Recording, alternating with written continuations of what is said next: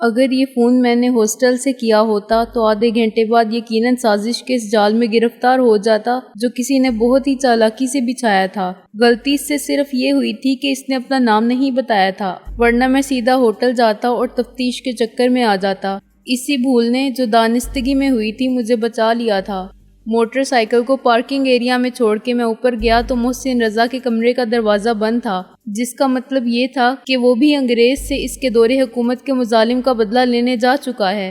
انگریز نے ہماری نسلوں کو، ہماری اخلاقی اقدار کو اور ہماری تہذیب کو خراب کیا تھا، اب ہماری باری ہے۔ یہ بات میں نے اور محسن نے سر عام اتنی بار کہی کہ بالآخر ہاسٹل کے سخت گیر، بوڑھے اور برطانوی قدامت پسندی کے علم بردار سپرنٹینڈنٹ تک پہنچ گئی تھی، اور اس نے 2 بدباطن گوروں کی تحریری شہادت پر مجھے اور محسن رضا کو لکھ کر وارننگ دی تھی کہ ہم نسلی منافرت اور تشدد پسندانہ سیاسی خیالات کے اظہار سے باز نہ آئے تو ہمیں ہاسٹل سے خارج کر دیا جائے گا۔ نسلی منافرت کی فضا تو تھی، مگر اس کا الزام صرف ہم پر نہیں آتا تھا۔ دوسری بات سراسر لغو اور بے بنیاد تھی۔ غیر سنجیدگی سے کہی جانے والی بات سے یہ نتیجہ اخذ کرنا ایک متعصب ذہنیت کی مذموم سازش تھی۔ دونوں بدباطن گورے گواہوں کی گوشمال بڑے تذکر و احتشام کے ساتھ کی گئی، اور اس کار خیر میں تمام اختلافات بھلا کے سب ایشیائی طالب علموں نے بڑے جوش و خروش سے حصہ لیا تھا۔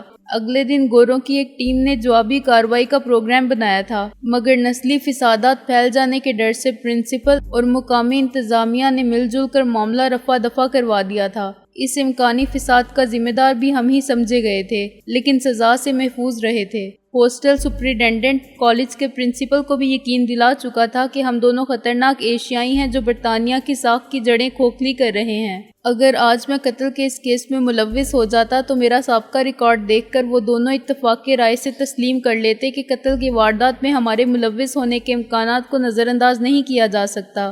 اپنے کمرے کے دروازے پر پہنچ کے میرے قدم رک گئے۔ دروازہ جسے میں قفل کر کے گیا تھا کھلا ہوا تھا۔ اس کے ڈور لاک میں ایک معمولی سی خرابی یہ پیدا ہو گئی تھی کہ اگر اسے شرافت سے بند کیا جاتا تھا تو چند سیکنڈ بعد پٹ اور چوکھٹ جدا ہو جاتے تھے۔ صحیح طرح سے بند کرنے کا طریقہ یہ تھا کہ دروازے کو دھکیل کر دھڑ سے مارا جائے۔ اس وقت پٹ اور چوکھٹ جدا تھے، جس کا مطلب یہ تھا کہ اندر جانے والا دروازہ بند کر کے مطمئن ہو گیا تھا اور اسے احساس بھی نہیں تھا کہ دروازہ پھر کھل گیا ہے۔ میرے کمرے کی واحد چابی میرے ہاتھ میں تھی، جس کے بغیر دروازہ کھل ہی نہیں سکتا تھا۔ میں نے آہستہ سے پٹ کو دھکا دیا، دروازے کے زنگ خوردہ پرانے قبضے چرچرائے، اور میں اندر داخل ہوا تو ایک لڑکی جو میری میز کی درازوں میں کچھ تلاش کر رہی تھی تیزی سے پلٹی۔ مجھے دیکھتے ہی اس کا رنگ فک ہو گیا۔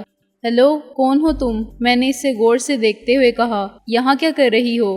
وہ اپنی مٹھی میں کچھ دبائے خاموش کھڑی رہی۔ اس کی عمر 25 سال سے کم تھی، مگر آنکھوں کے گرد قبل از وقت نمودار ہو جانے والے حلقوں، چہرے کی پس مردگی، بھونڈے میک اپ کی تہ سے جھانکنے والی چھائیوں کے نشانات اور ڈھلکے ہوئے جسم کے باعث وہ 35 سال سے زائد کی لگتی تھی۔ پھر اس کی صورت پردہ بے باک، حیا سے عاری اور گناہ آلود مسکراہٹ نمودار ہوئی جو اس کے لباس کی طرح اس کے پیشے کا اشتہار دیتی تھی۔ میں ایک ایک قدم آگے بڑھاتا گیا۔ میری میز کی درازوں سے کیا نکالا ہے تم نے؟ میں نے سخت لہجے میں کہا۔ اس نے اچانک دونوں ہاتھ بڑھا کے مجھے دکھا دیا۔ میں لڑکھڑا کے پیچھے ہٹا اور سٹول سے ٹکرا کے نیچے گرا۔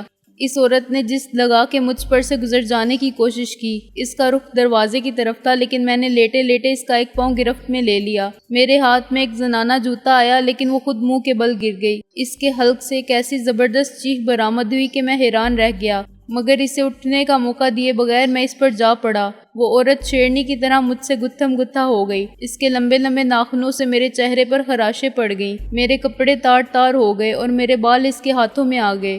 غصے نے مجھے پاگل کر دیا۔ میرے ہاتھوں کی وحشی قوت نے چند منٹ میں اسے زیر کر لیا، مگر اس جدوجہد میں عورت کے کپڑے بھی پھٹ گئے اور اس کے جسم پر بھی خون کی سرخ لکیریں پھیل گئیں۔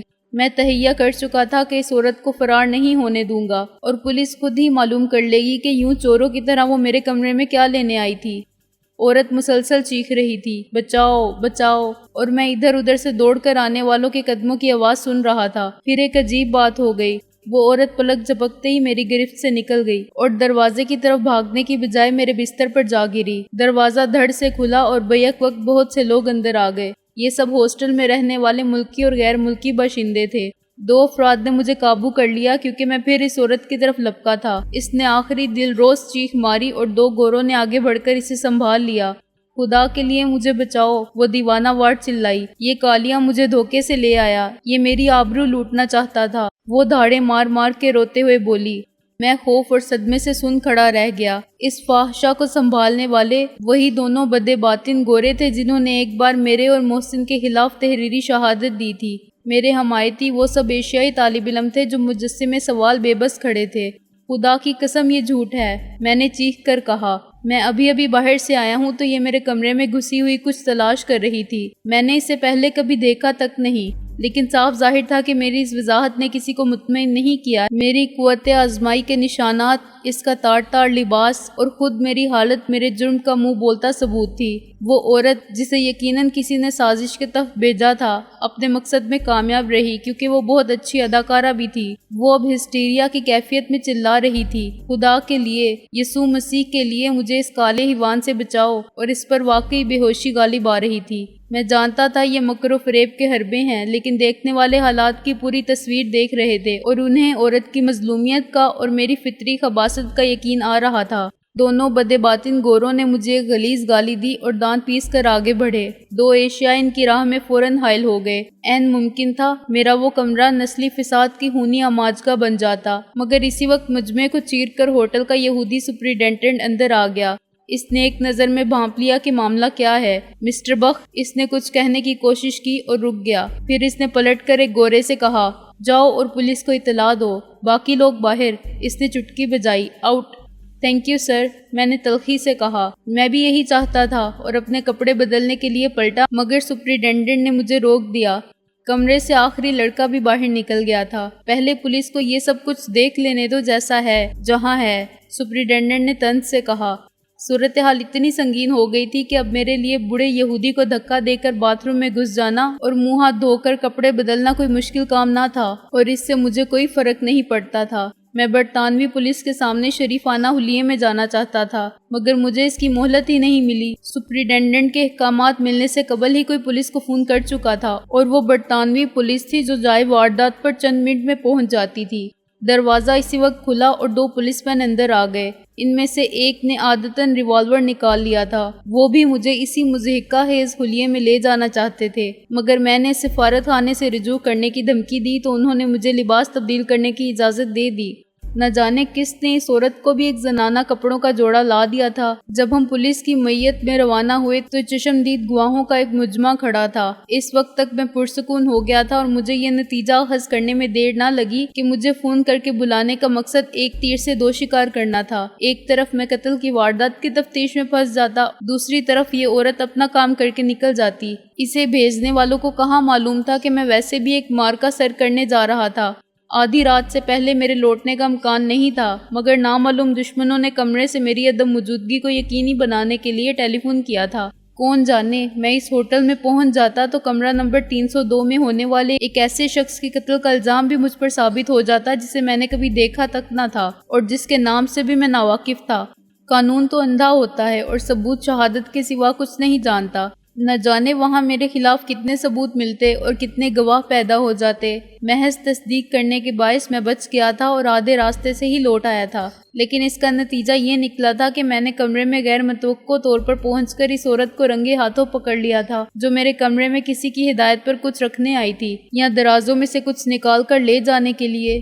خود کو محصور پا کے اس نے جو کچھ کیا تھا اس کا اپنا فعل تھا، لیکن انجام وہی تھا جو دشمن چاہتے تھے۔ میں اب پولیس کی تحویل میں تھا اور مجھ پر عصمت دری کی کوشش کا انتہائی سنگین جرم تھا۔ ثابت مجھ پر قتل کا جرم بھی نہ ہوتا، ثابت یہ بھی نہ ہوگا کہ میں اس پیشہ ور عورت کو خود دھوکے سے اپنے کمرے میں لایا تھا، لیکن فیصلہ ہونے تک جتنا نقصان ہونا تھا ہو جائے گا۔ محسن کو میں نے پولیس اسٹیشن پہنچنے کے بعد دیکھا۔ میں نے اسے چند منٹ تخلی میں بات کرنے کی اجازت مانگی جو مجھے تھوڑے سے تعامل کے بعد مل گئی۔ تو یہاں کیسے پہنچ گیا؟ وہ بولا۔ میں نے اسے مختصراً ساری بات بتا دی۔ ٹھیک ہے، وہ بولا، یہ تیرا بال بیکا نہیں کر سکتے، بس اس پراسرار شخص کے ٹیلی فون کی بات مت کرنا، یہ کہنا تو میرے ساتھ تھا۔ اور تو کہاں تھا؟ میں نے اس نکتے پر غور کرتے ہوئے کہا۔ محسن نے جیب سے اوپرا کے 2 ٹکٹ نکالے۔ وہ نہیں آئی نا؟ اس نے ذرا خوفزدہ ہو کے کہا، مگر اب ہمارے پاس ثبوت ہے، ہم دونوں اوپرا دیکھ رہے تھے۔ آدھا حصہ میں بھی پھاڑ کے پھینک دوں گا اور صبح ہونے دے، میں وکیل کے ساتھ آؤں گا۔ اس سے پہلے اسکاٹ یارڈ کا چیف بھی آئے نا تو بات کرنے کی ضرورت نہیں، ان سب کی ایسی تیسی۔ ضمانت کے لیے صبح مجھے ایک مقامی جج کے سامنے پیش کیا گیا۔ سب سے پہلے میرا بیان ہوا، پھر پہلی گواہی ہاسٹل کے سپرنٹینڈنٹ نے دی۔ اس نے جو کچھ دیکھا تھا وہ بیان کرنے کے بعد میرے سابقہ ریکارڈ کا حوالہ دیا۔ جناب والا، میرے وکیل نے اعتراض اٹھایا، زیر سماعت مقدمے سے اس کا کوئی تعلق نہیں۔ عدالت نے اعتراض تسلیم کر لیا اور سپرنٹینڈنٹ کو خاصی مایوسی ہوئی۔ اس کے بعد کچھ گواہوں کی فرصت پیش کی گئی۔ جناب والا، وکیل صفائی نے دوسرا اعتراض اٹھایا، ان میں سے 2 گواہ ناقابل اعتبار ہیں۔ ان کے اور میرے موکل کے درمیان اناد اور اختلافات کے اسباب پہلے سے موجود ہیں۔ دونوں بدباطن گوروں کا نام گواہوں سے خارج کر دیا گیا۔ باقی 4 گواہ بھی صرف وہی بتا سکے جو انہوں نے کمرے میں داخل ہونے کے بعد دیکھا تھا، اس سے پہلے کے واقعات کے بارے میں وہ کسی سوال کا جواب نہ دے سکے، جس سے ثابت ہوتا ہے کہ میں عصمت دری کی کوشش کا مرتکب بھی ہوا تھا۔ آخری اور سب سے اہم بیان محسن رضا کا تھا، جس نے 2 نصف ٹکٹ پیش کیے اور ثابت کیا کہ میں اور وہ آپرا دیکھ کے اکٹھے واپس آئے تھے۔ وہ اپنے کمرے کی طرف چلا گیا تھا اور میں اپنے کمرے کی طرف۔ 2 منٹ بعد ہنگامے کی آواز آئی تو دوسروں کے ساتھ پہنچ کے اس نے بھی وہی دیکھا جو سب نے دیکھا۔ پھر میڈیکل رپورٹ پیش کی گئی جس سے محض دست درازی ثابت ہوئی تھی یا مدافعت۔ اس کے بعد وکیل صفائی نے، جو خود ایک پاکستانی تھا اور محسن رضا کا کزن تھا، اپنی آتش فشانی شروع کی۔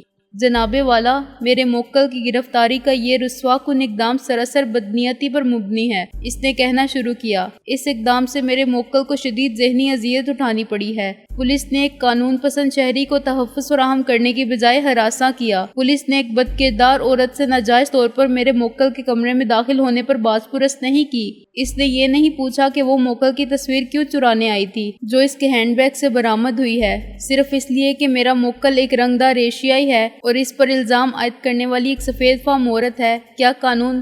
استغاثہ کے وکیل نے ان ریمارکس پر شدید احتجاج کیا۔ میرے وکیل نے اپنے الفاظ واپس لے کر اس عورت کو جرح کے لیے طلب کیا۔ اس نے اپنا نام اور پتہ خود بتایا۔ پھر وکیل کے سوالات کی یلغار نے اسے بوکھلا دیا۔ بہت جلد اس نے تسلیم کر لیا کہ اس نے جھوٹ بولا تھا اور مجھ پر غلط الزام لگایا تھا۔ مجھے مسٹر بخت کی تصویریں لانے کا معاوضہ 50 پاؤنڈ ادا کیا گیا تھا، اس نے اعتراف کیا۔ یہ معاوضہ ادا کرنے والا کون تھا؟ وکیل نے کہا، جو اتنی جلدی کامیابی حاصل کرنے پر خوش تھا۔ میں انہیں جانتی نہیں، ایک ایشیائی تھا، دوسرا اس کا نوکر لگتا تھا۔ انہوں نے میرے گھر آ کے مجھے ایک چابی دی اور کہا تھا یہ معمولی کام ہے، چابی سے کمرے کا قفل کھل جائے گا۔ انہوں نے بعد میں مزید 50 پاؤنڈ دینے کا وعدہ بھی کیا تھا، اس نے روتے ہوئے بتایا۔ وہ تصویر کو کس مقصد کے لیے استعمال کرنا چاہتے تھے؟ میں نے نہیں پوچھا، انہوں نے تو اپنا نام تک نہیں بتایا تھا اور کہا تھا اپنے کام سے کام رکھو، وہ بولی۔ اور تم نے ناجائز ہونے کے باوجود یہ کام کرنا قبول کر لیا؟ میں 100 پاؤنڈ کو کیسے ٹھکراتی؟ میں غریب عورت ہوں، اب میری آمدنی بھی نہیں رہی۔ اس کے علاوہ مجھے یقین دلایا گیا تھا کہ مسٹر بخت کے آ جانے کا کوئی امکان نہیں، وہ ہچکیاں لیتے ہوئے بولی۔ مسٹر بخت پر عصمت دری کا الزام بھی تم نے ان کے کہنے پر لگایا تھا؟ عورت نے اقرار میں سر ہلایا۔ اس نوکر ٹائپ نے کہا تھا کہ بفرض محال مسٹر بخت آ جائیں تو میں دوسرا حربہ استعمال کروں، کامیابی کی صورت میں مجھے مزید 100 پاؤنڈ ملیں گے۔ پھر اب تم ان کے خلاف بیان کیوں دے رہی ہو؟ وکیل نے کہا، اس لیے کہ وہ دونوں 50 پاؤنڈ دے کر غائب ہو گئے ہیں، وہ چلا کر بولی۔ ان میں سے کوئی میری خبر تک لینے نہیں آیا۔ عدالت نے مجھے باعزت طور پر بری کر دیا اور اس عورت کو جیل بھیج دیا۔ مجھے تھوڑا سا رنج ہوا کہ وہ 50 پاؤنڈ کی خاطر میرے دشمنوں کا ساتھ دینے پر مجبور ہو گئی۔ جسم کے خریدار ملتے تو وہ ضمیر کو کیوں بیچتی؟ اب وہ لندن کے لاکھوں ایشیائی باشندوں کی آبادی میں گم ہو گئے تھے اور ناکامی کی سزا ان کا مقدر بن گئی تھی۔ میں اب تک نہیں سمجھ سکا سکندر کہ وہ بدماش کون ہیں اور کیا دشمنی ہے ان کو تیری ذات سے۔ محسن رضا نے عدالت سے نکل کے ہاسٹل کی طرف جاتے ہوئے کہا، میں یہ سوچ رہا ہوں بھائی محسن رضا کہ اگر میں اس ہوٹل کے کمرہ نمبر 302 میں پہنچ جاتا تو کیا ہوتا؟ میں نے کہا، کیا اس قتل کے ذمہ دار بھی وہی تھے؟ نہیں، محسن رضا نے کہا، اخبار میں اس قتل کی تفصیلات آ چکی ہیں۔ قاتل اسی ہوٹل کا ایک ویٹر تھا جس نے کافی میں خواب آور دوا ملائی تھی، مقدار کچھ زیادہ ہو گئی۔ مقتول ایک جوہری تھا جو ویٹر نے لوٹ لیا تھا، مگر مجھے وہاں بھیجنے کا مقصد کیا تھا؟ جھوٹے گواہوں سے قتل کا الزام مجھ پر ثابت کرنا؟ محسن ہنسا، نہیں یار، اب اتنی دھاندلی بھی نہیں ہے۔ میرا تو خیال ہے وہ دونوں اسی ہوٹل میں مقیم ہیں یا تھے، اور قتل کے بارے میں ان کو ہم سے پہلے اطلاع مل گئی تھی۔ انہوں نے فائدہ اٹھانے کی کوشش کی۔ تو وہاں پہنچ جاتا تو تفتیش وغیرہ کے چکر میں پھنس جاتا اور خاصی دیر کمرے سے باہر رہتا۔ اب لعنت بھیج سب پر۔ آئندہ کی سوچ۔ جو اس حد تک آ گئے ہیں کیا وہ ناکامی پر حوصلہ ہار کے بیٹھ جائیں گے؟ وہ پھر کچھ کریں گے سکندر بخت۔ اس نے موٹر سائیکل ہاسٹل کے دروازے پر روکی۔ میرا سامان دروازے کے باہر ڈھیر ہوا پڑا تھا۔ یہ کیا ہے؟ میں نے چوکیدار سے کہا، حالانکہ سوال کرنے سے پہلے ہی بات میری سمجھ میں آ چکی تھی۔ چوکیدار نے ایک ٹائپ کیا ہوا کاغذ مجھے تھما دیا۔ اس میں لکھا تھا کہ سپرنٹینڈنٹ نے اپنے خصوصی اختیارات سے کام لیتے ہوئے مجھے ہاسٹل سے خارج کر دیا ہے کیونکہ میں فتنہ و فساد کا باعث اور بدنامی کا سبب رہا ہوں۔ آئی ایم سوری سر، چوکیدار نے کہا۔ میں آپ کو ایک راز کی بات بتاتا ہوں۔ آپ کو کالج سے بھی نکال دیا گیا ہے سپرنٹینڈنٹ کے مشورے پر۔ کل آپ کالج جائیں گے تو شرمندہ ہوں گے۔ لوگ ویسے بھی آپ کے دشمن ہو رہے ہیں۔ ہم اب عدالت میں جائیں گے، میں نے کہا، اور اس گورا شاہی نظام کی اینٹ سے اینٹ بجا دیں گے۔ لیکن کل دور تھی اور ہم جانتے تھے کہ اپنے حقوق کے تحفظ کی یہ طویل قانونی جنگ ہم نے جیت بھی لی، تب بھی اس کالج اور ہاسٹل میں رہنا شیر کے کچھار میں رہنے کے مترادف ہوگا۔ چنانچہ ہم نے سامان اٹھایا اور محسن نے مجھے اپنے ایک دوست کے ساتھ ایک کمرے کے فلیٹ میں فٹ کر دیا۔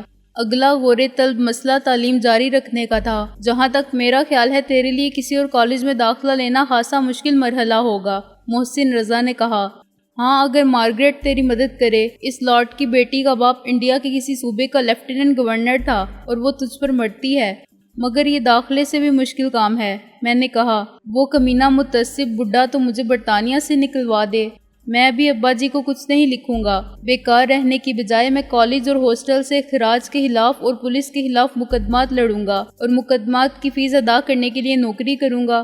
اس پروگرام پر عمل درآمد کرنے کی نوبت اس لیے نہیں آئی کہ اگلے ایک ماہ میں میرے ساتھ مسلسل ایسے واقعات پیش آئے جو بالآخر برطانیہ سے مجھے ڈیپورٹ کرنے کے احکامات کا سبب بنے۔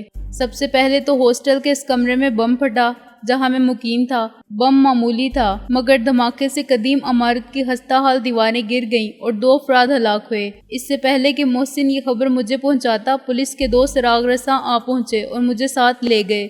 2 دن تک وہ مجھ سے پوچھ گچھ کرتے رہے کہ میری انتقامی کارروائی تو نہیں ہے۔ کچھ اخبارات نے حادثے کی خبر دیتے ہوئے میرا تذکرہ بھی کر دیا تھا، چنانچہ یہ تفتیش ناگزیر ہو گئی تھی۔ جب مجھے اس جج کے سامنے پیش کیا گیا تو غیر جانبدار اور فراخ دل ہونے کے باوجود مجھ سے پوچھنے پر مجبور ہو گیا کہ مسٹر بخت، کیا اس واردات کا تمہارے ساتھ پیش آنے والے ناخوشگوار واقعات سے کسی قسم کا تعلق ہو سکتا ہے؟ یہ معلوم کرنا پولیس کا کام ہے یور آنر، میں نے کہا۔ میرا ذاتی خیال یہ ہے کہ ایک باقاعدہ سازش کے تحت مجھے ان واقعات میں ملوث کیا جا رہا ہے۔ کیوں مسٹر بخت؟ جج نے کہا۔ کیا تمہارے پاس یہ فرض کرنے کی کوئی معقول وجہ ہے؟ میں نے نفی میں سر ہلایا۔ ابھی تک میں کسی پر الزام نہیں عائد کر سکتا اور اس کا کوئی سبب بتانے سے بھی قاصر ہوں۔ جج نے مجھے بری کر دیا، لیکن اس مرتبہ باعزت طور پر نہیں، شک کا فائدہ دیتے ہوئے۔ میری پریشانی تو برحق تھی مگر محسن مجھ سے زیادہ پریشان تھا۔ یار سکندر، یہ کیا چکر ہے؟ اس نے شام میرے ساتھ ایک پارک میں بینچ پر بیٹھے بیٹھے کہا۔ میری سمجھ میں کچھ آئے تو بتاؤں، میں نے کہا۔ مجھے تو اندیشہ یہ لاحق ہو رہا ہے کہ پاکستان میں میرے والد بھی کسی مصیبت میں مبتلا نہ ہوں۔ تجھے یاد ہے اس فومانچو نے پہلی بار فون پر کیا کہا تھا؟ اس نے یہ اطلاع دی تھی کہ تمہارے والد بالکل خیریت سے نہیں ہیں، اور اس نے مجھے یہ بھی کہا تھا کہ محتاط رہو۔ اس کی یہ وارننگ غلط نہیں تھی تو وہ اطلاع کیسے غلط ہو سکتی ہے؟ ہو سکتا ہے ابا جان نے مجھے صحیح بات نہ بتائی ہو۔ میرا خیال ہے تو واپس چلا جا، محسن نے کہا۔ وہ خاصا متفکر نظر آتا تھا۔ واپس چلا جاؤں یعنی ڈر کے بھاگ جاؤں، یہ معلوم نہ کروں کہ یہ سب کون کر رہا ہے اور کیوں، میں نے کہا۔ محسن نے کوئی جواب نہیں دیا۔ ہم رات کا اندھیرا پھیل جانے تک وہیں بیٹھے مختلف خیالات کا اظہار کرتے رہے، اپنی اپنی عقل کے مطابق توجیہات تلاش کرتے رہے اور غیر یقینی مستقبل کے لیے بے بنیاد منصوبے بناتے رہے۔ اچانک بارش شروع ہو گئی اور ہم دونوں اٹھ کر بھاگے۔ میرے کمرے تک پہنچتے پہنچتے بارش نے شدت اختیار کر لی۔ میں نے محسن کو اپنے کپڑے دیے اور اس نے رات وہیں رک جانے کا فیصلہ کیا۔ کمرے کا مالک یعنی محسن کا وہ دوست غائب تھا اور اس کے آنے یا نہ آنے کے امکانات برابر تھے۔ وہ اکثر راتوں کو غیر حاضر ہو جاتا تھا۔ رات 11 بجے تک ہم نے فریج میں رکھی ہوئی چیزوں سے اپنا پیٹ بھرا اور کافی پیتے رہے، ٹی وی دیکھتے رہے اور پھر سو گئے۔ محسن نے بیڈ پر قبضہ کر لیا اور مجھے صوفے کے ساتھ قالین پر جگہ بنانی پڑی۔ آدھی رات کے بعد محسن کی زبردست چیخ سے میری آنکھ کھلی۔ میں ہڑبڑا کے اٹھا تو اندھیرے میں ایک سایہ لپکا اور مجھ پر سے گزر گیا۔ میں نے دروازے کی طرف جست لگائی، دروازہ دھڑ سے بند ہوا اور کسی نے باہر سے کنڈی لگا دی۔ محسن نے صرف ایک بار چلا کے مجھے آواز دی تھی اور خاموش ہو گیا تھا۔ خوف سے ڈوبتے دل اور کانپتے ہاتھوں سے میں نے لائٹ آن کی۔ ایک لمحے کے لیے وہ کمرہ میری نظر سے اوجھل ہو گیا اور میں نے محسوس کیا کہ میں نے تیزی سے چلتی ہوئی گاڑی سے زمین پر چھلانگ لگا دی ہے۔ میں نے بڑی سخت جدوجہد سے اپنا توازن بحال کیا اور دوڑ کر بیڈ تک پہنچا۔ محسن، میں نے چیخ کر کہا۔ پھر میں نے وہ خنجر دیکھا جو محسن کے سینے میں پیوست تھا، لیکن نشانہ خطا ہو جانے کے باعث دل سے بہت اوپر شانے کے قریب لگا تھا۔ خون تیزی سے بہہ کر بستر کو تر کر رہا تھا۔ میں نے پھر دروازے کی طرف دوڑ لگائی اور اسے زور زور سے ہلانے لگا۔ 2 منٹ بعد کسی نے کنڈی کھول دی۔ اس عمارت کے دوسرے مکین بھی شور پر متوجہ ہو کے باہر آنے لگے تھے۔ میں نے بلا توقف نیچے کا رخ کیا جہاں ہال میں فون رکھا تھا۔ پہلے ڈاکٹر کو، پھر پولیس کو بلانے کے بعد میں واپس کمرے میں آیا۔ اس وقت تک کمرے میں 4 افراد جمع ہو چکے تھے۔ ان میں سے ایک نے زخم پر تولیہ رکھ کے خون روکنے کی واجبی سی کوشش کی تھی۔ باقی لوگ وہ تفصیلات جاننا چاہتے تھے جو خود مجھے معلوم نہیں تھیں۔ محسن کا زخم خطرناک نہیں تھا۔ آدھے گھنٹے میں نے مجبوراً اسے ہسپتال میں چھوڑا کیونکہ پولیس مجھ سے تفتیش کے لیے بے چین تھی۔ ایک بار پھر میرا واسطہ اسی سراغ رساں سے پڑا جس نے مجھے پہلی مرتبہ گرفتار کیا تھا۔ مسٹر بخ، وہ مجھے غور سے دیکھ کر بولا، تم شیطان کی طرح شہرت حاصل کرنے لگے ہو۔ یہ چکر کیا ہے؟ چکر کچھ نہیں، میں نے تلخی سے کہا۔ لندن کی پولیس نااہل ہے، تم سب کالوں کے قاتل ہو۔ اس نے سوچے سمجھے بغیر مجھے تھپڑ رسید کر دیا۔ میرا دماغ آؤٹ ہو گیا اور میں نے اس کے جواب میں جوڈو کا ایک ہاتھ مار دیا۔ وہ کرسی پر ہی ڈھیر ہو گیا اور مجھے حوالات میں بند کر دیا۔ صبح میں تیسری بار اس جج کی خدمت میں حاضر ہوا جس نے مجھے دوبارہ رہا کیا تھا۔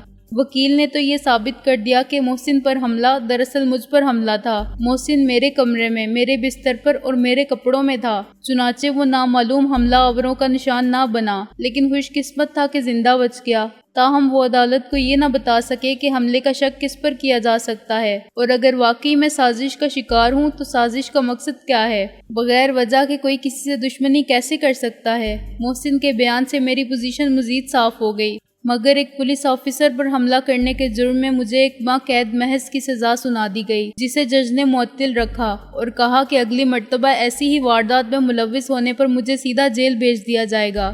عدالت سے باہر آتے ہی مجھے وکیل نے روک لیا۔ مسٹر سکندر بخ، اس نے کہنا شروع کیا، یہ جو کچھ ہو رہا ہے میں یہ نہیں کہتا کہ اس میں تمہاری نیت کو دخل ہے یا تم غلط کہتے ہو، مگر میں آئندہ تمہارے کسی معاملے میں وکالت نہیں کر سکوں گا۔